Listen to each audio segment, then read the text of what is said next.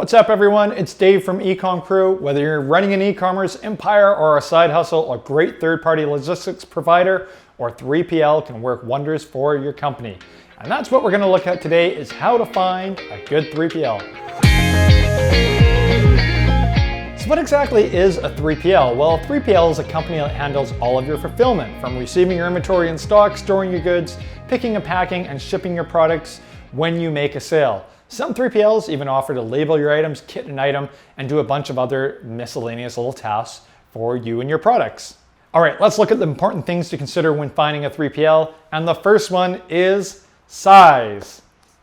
So a large 3PL will have a lot of staff and they can handle sudden order onslaughts during peak holiday seasons like Black Friday and Christmas. The downside is that you'll just be a number to these companies and no one is personally responsible for your products, and you lose that personal touch. On the other hand, smaller 3PLs will know you and your products inside out, but they might not necessarily have the capacity to help manage your order volume during peak seasons. The second thing to consider when choosing a 3PL is location.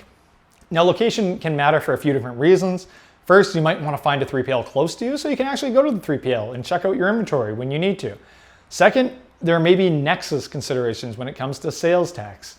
And next, location also matters because you want to find a 3PL that's as close to your customers normally as possible. So you don't want to have a 3PL that's geographically really far away from your customers. The next thing to look at when you're looking for a 3PL is efficiency. There's a couple things that I look at. Is first off, how quickly do they actually get your items out? Now, every 3PL is going to guarantee you 1 day handling times. Truth of it is, that's all great and dandy, except during peak times when maybe they take 2 or 3 days. So really push them and ask them, how does their order handling time compare during their non-peak times and their peak times? The next thing to look at in regards to efficiency is how much stuff do they actually lose? Every 3PL is going to lose something at some point. Now, you want them ideally just to lose the odd item here and there, not a ton of inventory. So how reliable are they in terms of their inventory management? Do they have proper inventory management systems in place? Do they have systems in place to avoid theft and shrinkage? These types of things you want to consider to make sure that your inventory stays in their 3PLs and doesn't get lost. The next thing to look at is integration. So how well will that 3PL integrate with your systems that you have? Does it integrate with Amazon? Does it integrate with Shopify? Do they have no integrations and all they want you to do is send in a PDF of your invoices and your orders? Which is right for you may depend on your level of sophistication.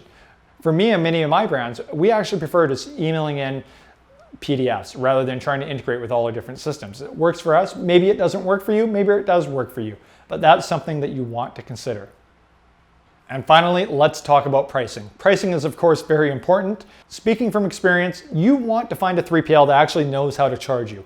A company that doesn't know how to charge you is actually going to be some red flag for their efficiency and reliability.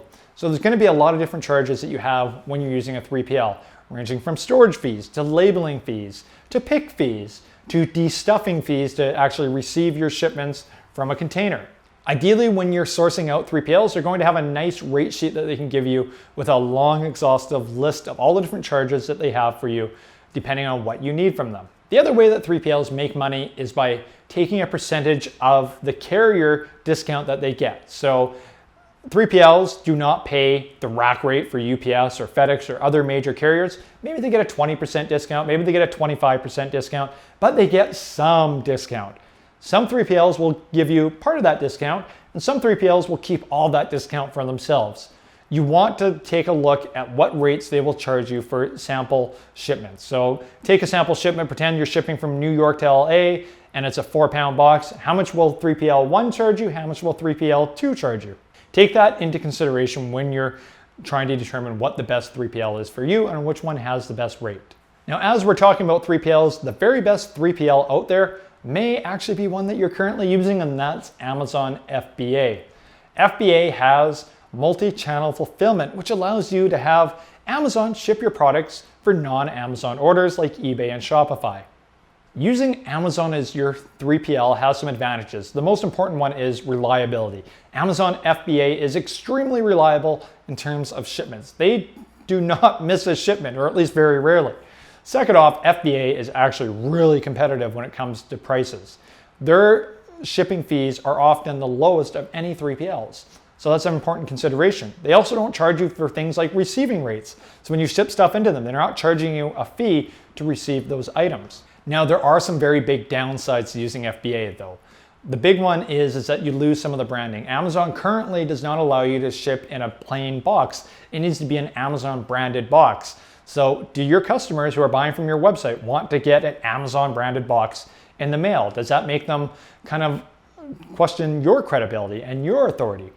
And next, while Amazon is very competitive when it comes to shipping prices, when it comes to storage, they are actually really expensive. Overall, they'll often be anywhere from 2 to 5 times more expensive in terms of monthly storage rates than a typical 3PL. So keep that in mind. Storage can be an important consideration, especially if you have low turnover every year for your inventory. Let's talk about the next option for running a 3PL, and that's not actually using a third party to do your logistics, and that means bringing logistics in-house and being your own 3PL. Most companies will get to a point sometime in their evolution where bringing logistics in-house at the very least becomes a consideration, if not a requirement. Now, running a 3PL in-house has some advantages. You have all the personal touch that you want in the world because it's you handling the product, and you can make up for peak demand. You can hire a few more people if you need to. You can go work overtime to ship out those packages during Christmas. You have a lot more control. Now, the downside, of course, is first off that you actually have to manage those logistics yourself. Yes, you can hire people, but you still have to find those people. And finding warehouse workers is not always the sweetest endeavor. And of course, it's going to cost you money. You're going to have to pay for a warehouse. You're going to have to pay for that staff. And a lot of times those costs will be way higher than actually hiring a 3PL. But again, sometimes there's no other choice but to bring logistics in-house, or at least to bring logistics partly in-house. And that's often the best happy compromise, is to do a little bit of logistics through a 3PL and a little bit of logistics in-house and have a hybrid model. Hopefully that gives you guys some ideas on how to manage logistics for your company and how to find a 3PL. Are you currently using a 3PL for your e-commerce company? Let me know in the comments section down below, or head on over to ecomcrew.com. Thanks for watching and happy selling.